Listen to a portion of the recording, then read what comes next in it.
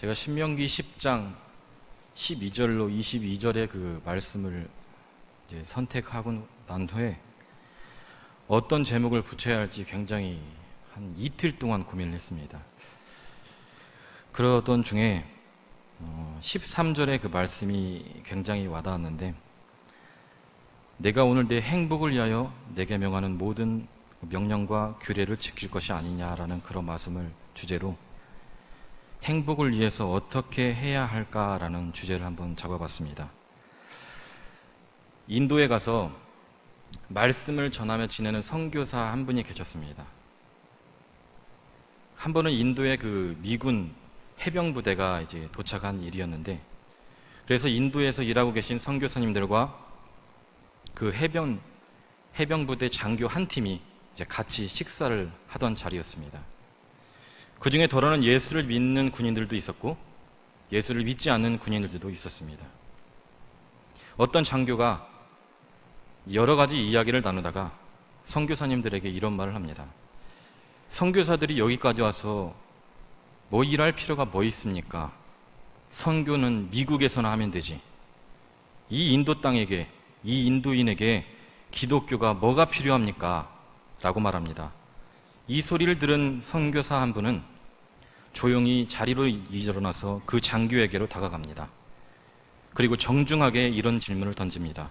장교님, 당신의 사령관이 오늘 밤 당신에게 당신의 군사를 데리고 당신의 소대를 이끌고 먼 곳을 향해서 떠나라고 하면 어떻게 하시겠습니까? 장교는 생각할 틈도 없이 저는 명령이라면 당연히 가야죠 라고 대답합니다. 그 선교사님도 이렇게 말합니다. 장교님, 내 인생의 사령관이신 예수께서 명하시기를 저도 인도 땅으로 가라고 하여서 지금 제가 이 자리에 있는 것입니다 라고 말합니다. 주님께서는 여러분과 저에게 이 복음을 가지고 잃어버린 사람을 찾아가라고 명하신다면 오늘 이 명령 앞에서 여러분의 대답은 무엇입니까? 시간은 우리를 기다려주지 않습니다. 그런데 이 명령 앞에 여러분이 응답하지 못하는 이유는 무엇입니까? 또 여러분의 변명은 무엇입니까? 오늘 볼 말씀에 넘어가면 12절에서 13절의 말씀으로 보니 하나님의 명령은 우리를 위한 것입니다. 하나님께서는 왜 우리에게 그분을 경외하며 그의 법도에 순종해야 한다고 말씀하실까? 라는 그런 물음표를 던져봤습니다. 그것은 우리에게 좋은 것이기 때문에, 하나님의 법도와 규례는 우리의 행복을 위해서 주어진 것이기 때문입니다.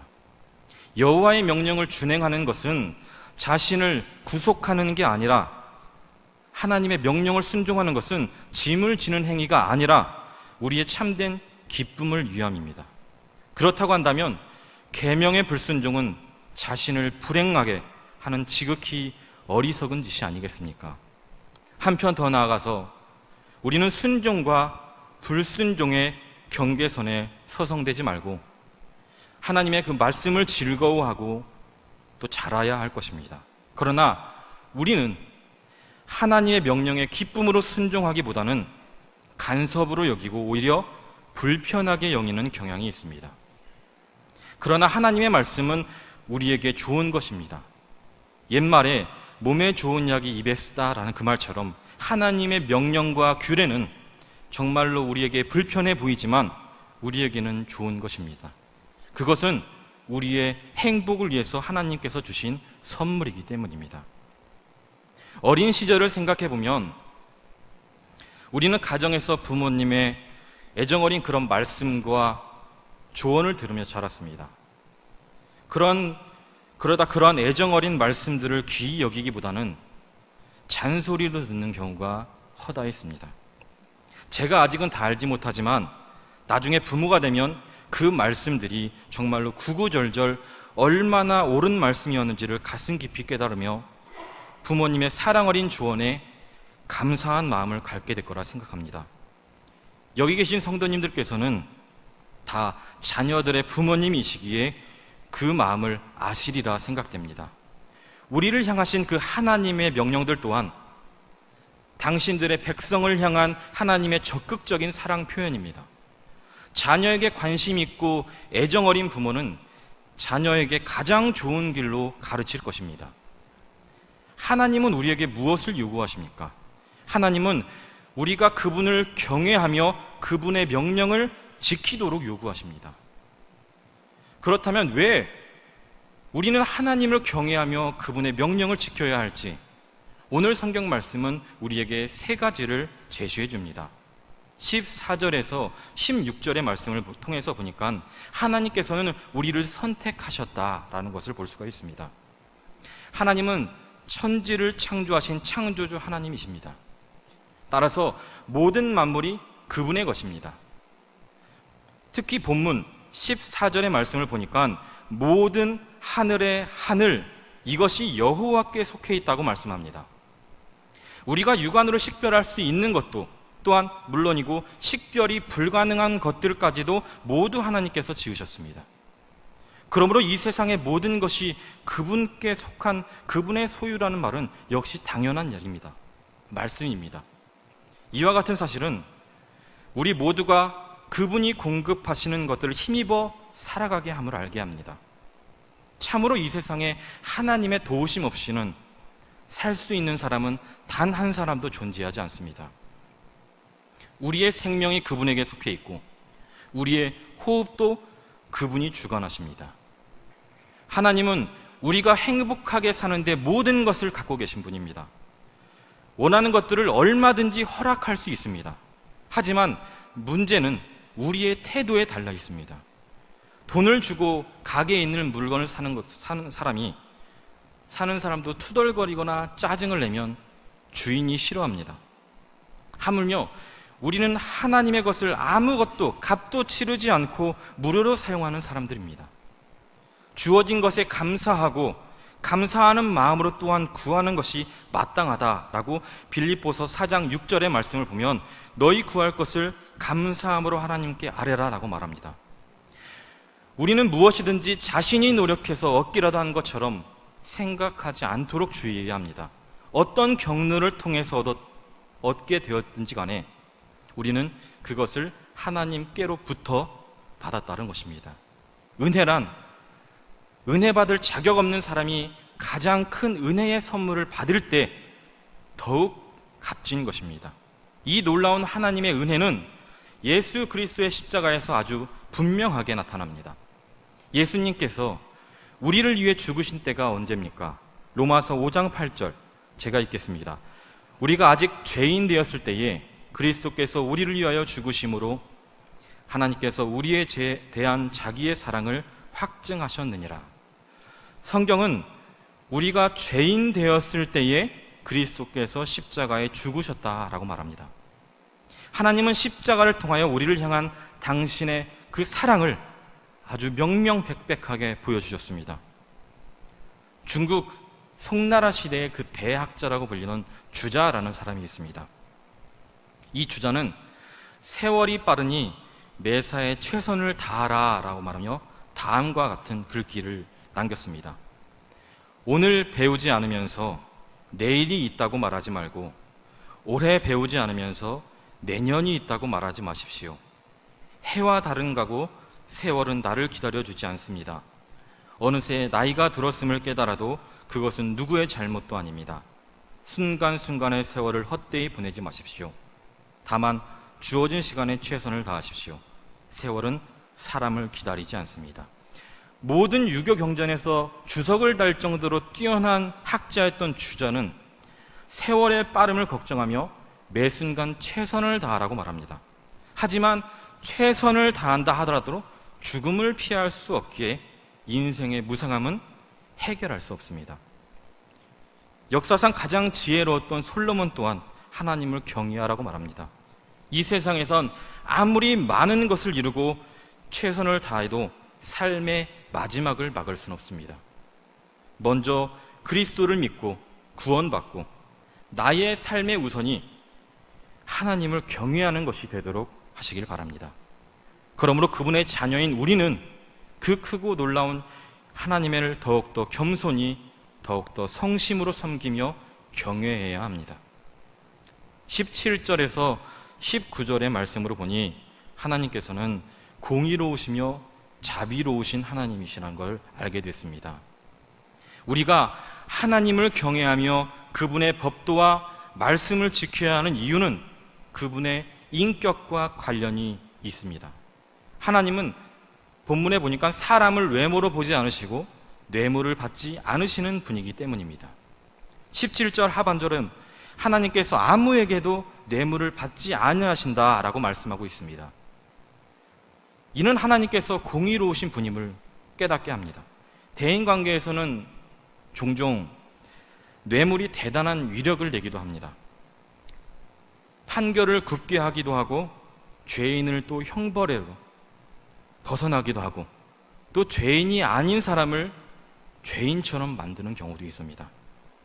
하나님께서는 그래서 성경의 이스라엘 지도자들에게 뇌물을 받지 말도록 명하셨던 것이 그 이유입니다.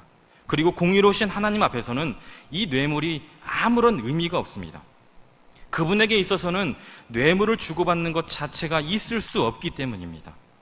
뇌물엔 사람의 마음을 매수하는 것은 가능하지만 절대로 하나님의 마음을 살 수는 없습니다.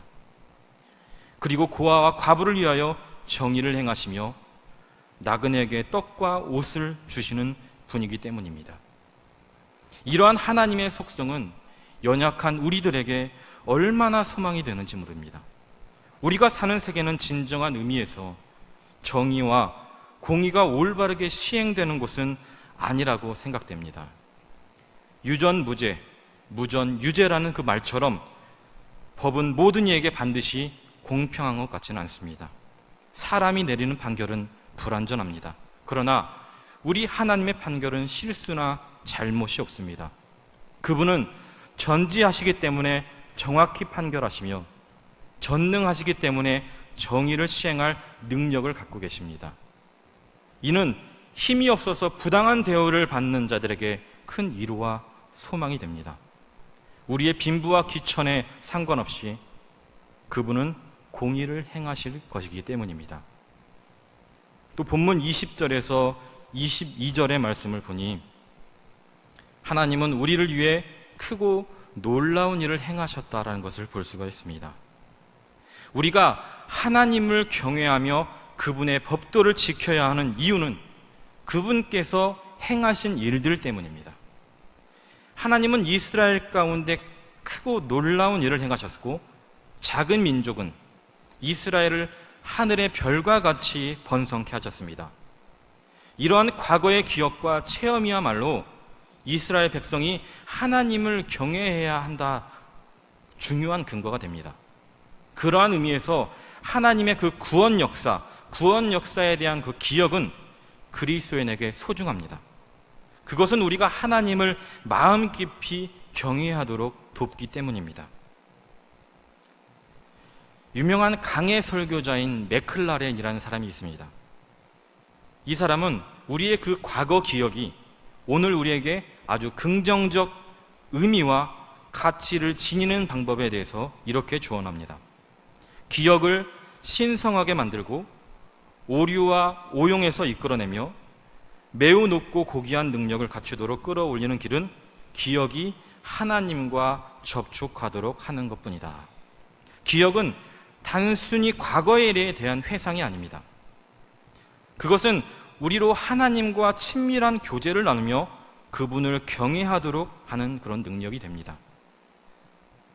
하나님께서는 여러분을 위해 행하신 그 사랑과 그분의 도우심을 기억하시길 바랍니다. 이스라엘은 억압과 신음 아래서 노예되었던 그 자들이었지만 하나님의 개입으로 인해서 구원과 생명의 날들을 기억했습니다. 그렇듯 우리 생애에 그리스도의 십자가 사건은 묵상하는 것이 유익하다고 봅니다. 십자가 위에서 우리를 위해서 행하신 그 사랑의 표시와 증거들을 보면, 말씀을 통해서 보면 그 놀라운 사랑 앞에 자발적으로 기쁨으로 고개를 숙이게 됩니다. 한 신문의 칼럼에 애비 여사에게라는 그런 칼럼란이 있었습니다. 이 칼럼은 독자들이 질문을 보내면 그 애비 여사가 답변하는 식으로 이제 글이 진행이 되는데, 언젠가 한 번은 청소년 한 명이 그 애비 여사에게 이제 질문을 남겼습니다. 그 질문은 엄마의 잔소리가 너무 듣기 싫어서 정말 미칠 지경입니다. 엄마는 집에 오자마자 손 씻어라. 그날 숙제는 그날이라. 자기 전에 양치해라. 나쁜 친구들과 어울려 다니지 말아라. 매일매일 이렇게 듣는 엄마의 잔소리가 너무너무나 지긋지긋합니다. 애비 여사님, 이것을 어떻게 하면 해야 될까요? 라고 그러자 애비 여사는 이렇게 짧게 대답합니다. 집에 오자마자 손 씻고 그날 숙제는 그날하고 자기 전에 양치하고 나쁜 친구들과 어울려 다니지 마십시오. 우리에게 필요한 것은 그분의 말씀을 따라 그분을 경외하고 그분의 명하신 법도에 순종하는 것입니다. 그곳에 참된 기쁨이 있고 참된 행복이 있기 때문입니다. 마지막으로 여러분에게 질문을 하고 마치겠습니다. 이 질문을 가지고 여러분 자신에게 던져보시길 바랍니다. 여러분은 그분을 경외하시는지, 또 여러분은 그분의 법도를 기쁨으로 순종하고 계신지 잘 생각해 보시는 하루가 되셨으면 좋겠습니다. 기도하겠습니다. 사랑의 주님, 주님께서는 오늘도 우리의 행복을 위해서 역사하십니다. 주님께서 우리에게 명령과 규례를 주시는 이유가 속박하기 위함이 아니라 또 우리들은 하나님께서 만인 가운데 특별히 선택하여 세우신 사람들입니다. 그러므로 우리를 향하신 그 하나님의 관심이 크다는 것 또한 알게 되었습니다. 주님의 올바른 그 말씀을 가지고 각자의 일터에서 그리스도인의 모범이 되는 주님의 선한 영향력을 끼치는 우리 성도님들이 되기를 주님 소망합니다. 주님, 세상과 타협하지 않고 힘들고 어려운 순간순간에도 주님께서 우리 성도님들의 손을 붙잡아 주시옵소서. 주님, 우리가 힘써야 할 일은 우리의 행복을 원하시는 하나님을 가까이 하고 주님의 명령과 규례에 순종하는 것입니다.